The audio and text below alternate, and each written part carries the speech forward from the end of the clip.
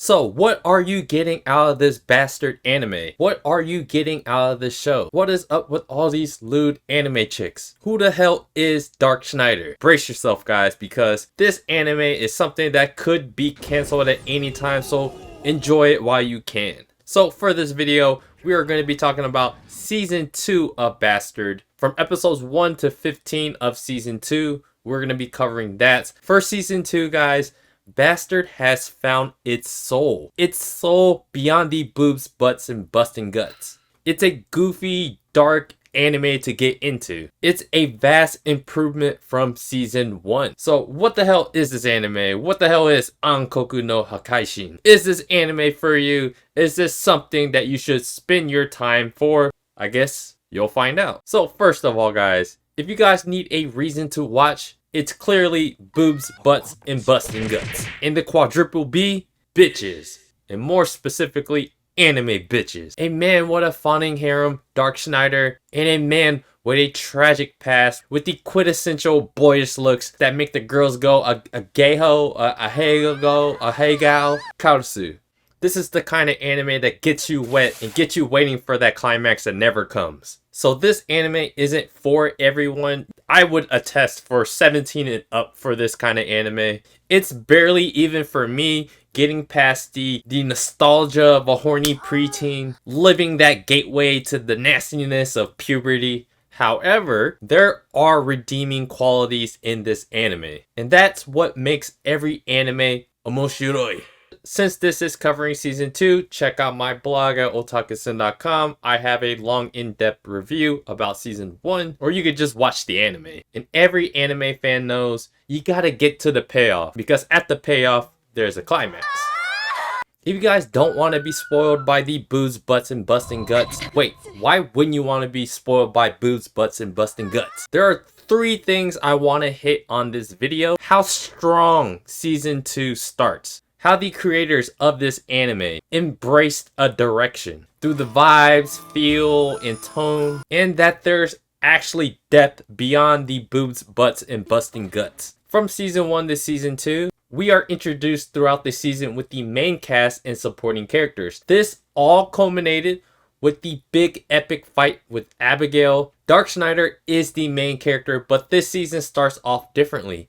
Every arc in any anime needs to be different, and changing the perspective is an incredibly contrasting and appealing way to do so. So Dark Schneider has been lying dormant for 2 years in Lucian and hasn't been able to get out, no matter how many times Yoko puts her virgin lips all over this 17-year-old boy.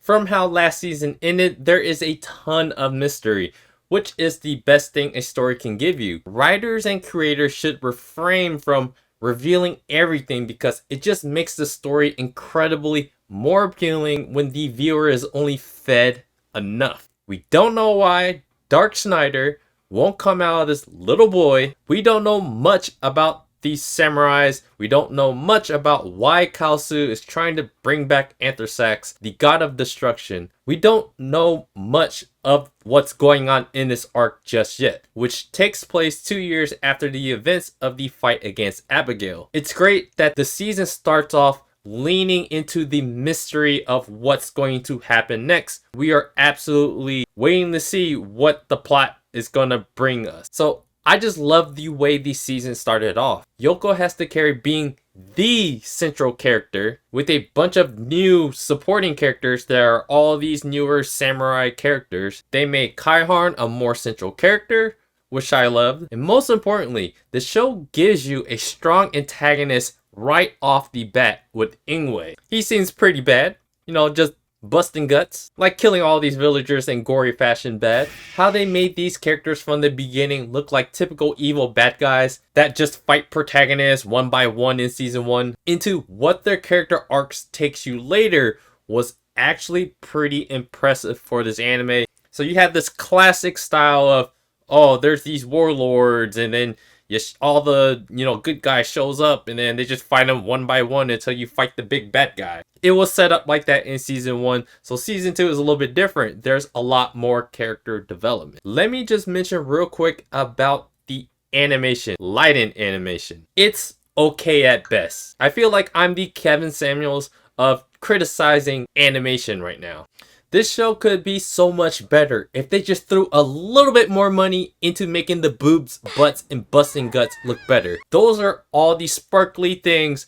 Those are all the things that are going to catch our attention. Those are the things that you could explain to people. Hey, watch this show because the boobs, butts, and busting guts is amazing. I still love the classic OVA style. If they just recreated more of that, then this would be so much better, but it's not. So even though the animation quality is not as great as it should be, the story and the character depth helps overcome some of that. So that leads me into what direction this anime takes on next. Season 1 felt like a hodgepodge of weird humor with a blend of I'm being serial. Yeah, it's not that serious of an anime with characters with minimal depth. This season embraced the humor and the non-seriousness. So the direction literally came to the conclusion of what they wanted to present it to us in episode 4 when they literally broke the fourth wall. Episode 5 and 11 had the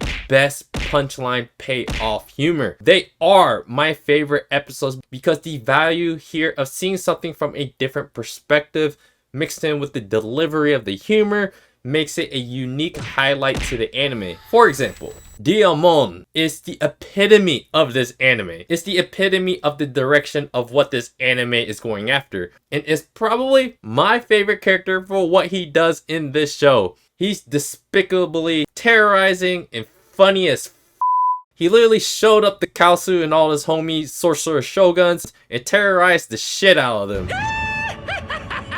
It was so satisfying to watch. At the same time, this just makes the Dark Schneider more epic of a character because if you remember in season 1, Diamond now serves him. Sadly, we don't see him again after episode 5, but he makes the show so much more entertaining and fun with his weird vamp goofiness. Diamond has that menacing and creepy vibe of like a Hisoka off of Hunter x Hunter, that weird dude off the Tokyo Ghoul that gets boners off of Kaneki's blood. Diamond is that kind of character, and those are really good menacing kind of characters that I like. This is where the appeal of the anime, it's kind of up to you. Do you like that kind of style? Do you not like that kind of style? From fun, goofy vibes and general aesthetics, we now move on to the damn story. Every story needs a good mystery. So far, it's all been about a linear path to finding the stronger character each time until you fight the big dog. Well,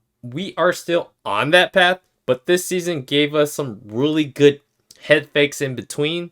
Inwei, Yingwei, Injinjinwei. Ingwei was shaping up to be a very good antagonist with redeeming good guy qualities. For me, guys, the best kind of bad guy is thinking that they are morally superior. Every good bad guy has this quality because they can now impose what their morality is onto the world, which from their viewpoint is the better of society, but in reality, it's a dystopia. So you're trying to build a utopia, but in reality, it's dystopian.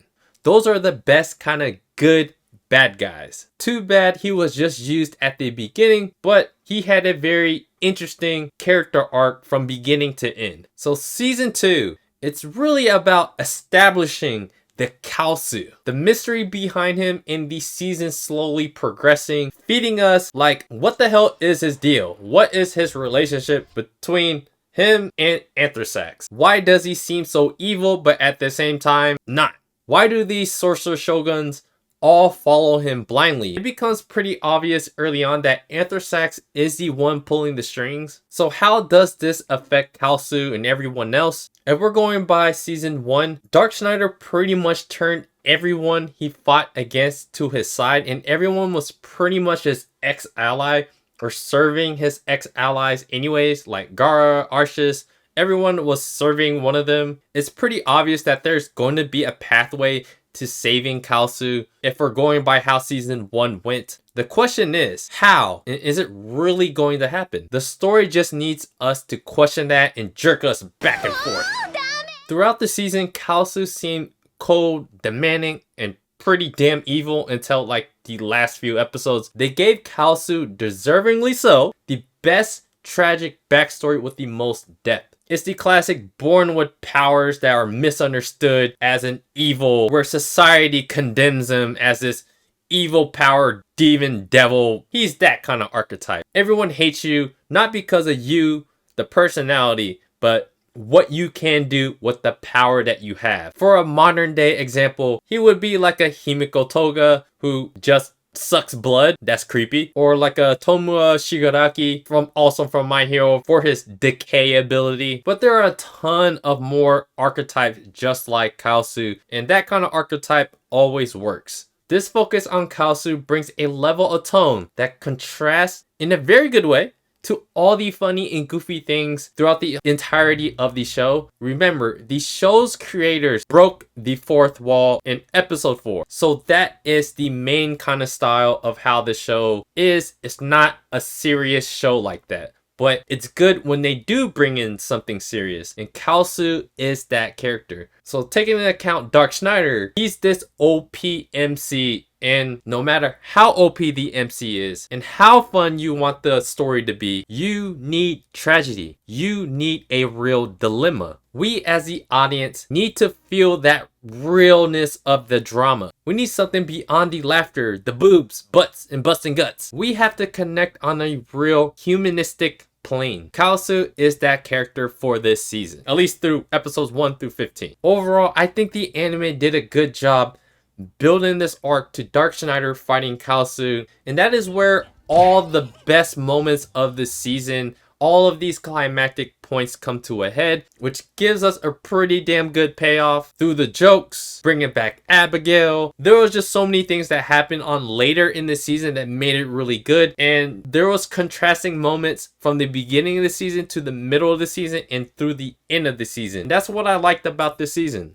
Is this the best anime out there? Is this something that I can easily recommend to another person to watch? It's absolutely not. But there are those redeeming qualities about it, and especially if you were already a fan of Bastard, I think you should watch it. If you were already reading the manga, you like the older OVAs back in the late 80s, early 90s, then this is something for those people. It's something for me. This is something for me that I can still enjoy. But for a newcomer, there's a lot of barriers to really get over. So what did I love? I love that they brought back Diamond. I love the different perspective that they brought back at the beginning of season 2. Yoko being actually the main character for a little bit and being that hero kind of character that protects Lucian.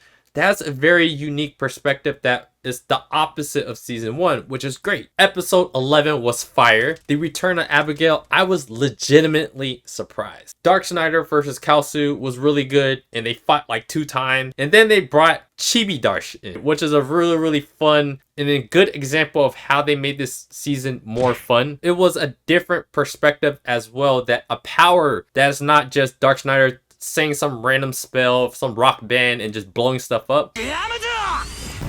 That was actually a unique skill to Dark Schneider that I like. And of course you have these characters like Gara. Gara brings a lot of that humor too, and then his interactions with Makupine, that was pretty damn hilarious. Slapping butts, looking at butts and stuff. That was fun. And a few things that I didn't really like about the show. I mean, the animation it's average at best, which hinders a lot of the fighting that makes it not as good as I think it could be. Some characters, guys, sometimes heroes need to die. So episode 4, Dark Schneider bringing back all these people that died, he should have just left some dead. But we still had that funny fourth wall of them explaining to us, hey, all these people are new. Are we really just going to kill them off? You know, that was still pretty funny. And yeah, guys, this anime is actually a very easy and simplistic kind of anime to get into. If you could get over the boobs, butts, and busting guts, if you actually like that, you're going to like this anime. And if you don't take it too seriously, it's something that you can genuinely enjoy. And I believe in season 1, I gave, you know, my score of like 6.4 to 6.8 out of 10. I like to have that score in the 6s to be something that's watchable, but it's not necessarily recommendable. So how I kind of grade my reviews when I write blogs and stuff, a 7 and above, I could comfortably recommend to someone, hey, check out this anime. It has a more general appeal maybe, but a 6 is kind of like super gray area. And it's definitely I could recommend it to Bastard fans already, but for the general viewer, it's going to be a hard watch for them, likely.